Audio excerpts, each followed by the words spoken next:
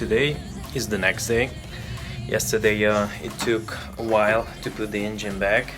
With all the help, we finally managed to put it in, and thanks to our neighbor Neil, he already managed to swap a couple of engines, so he was a big help.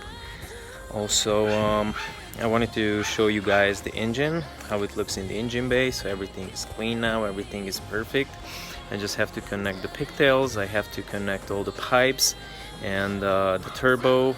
Yeah, I still have to clean the turbo and you know, replacing other more parts and put it back into its position. And then I'm going to fire it up, but that's probably gonna be the next week. Today I'm just still working on the engine. I mean, connecting all the parts. And next week, when I'm done with everything, I'm trying to fire it up and see if it's start up. Let's hope it's gonna fire it up.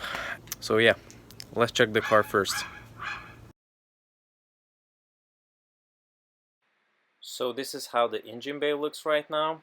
I managed to permanently put a flathead screwdriver in the rear engine mount, so it's gonna just hold it in position. I managed to put the bolt in the driver's side mount. I'm gonna change it later. I managed to scratch up here and there, you know, on the transmission and on the frame as well in a couple of places, but that's normal. I still have to align the passenger side engine mount. Then I have to align the transmission with the transfer case because I couldn't do it last night. So this is what it looks everything right now.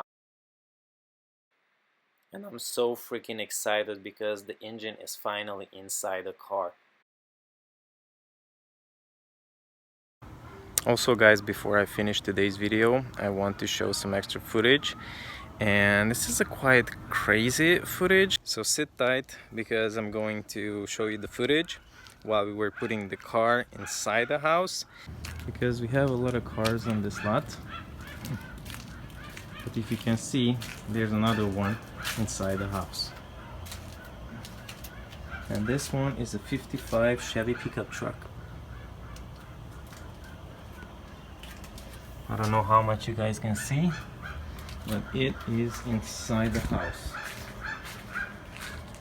Still left a huge door where we could just roll it in, but let me show you the footage, and I hope you're gonna enjoy it. And luckily I was the one who helped them put the car inside that space. So yeah, if you really love a car and you really want to work on a car, you probably have to put it inside the house. Yeah, let's see the truck inside the house. Woohoo! Easy peasy, huh? Okay, see you guys in the next video. If you haven't already, please subscribe, hit the like button, and if you have any questions about the whole process, how to fix the car, yeah, any suggestions in the future, please let me know, and see you guys in the next one. Peace.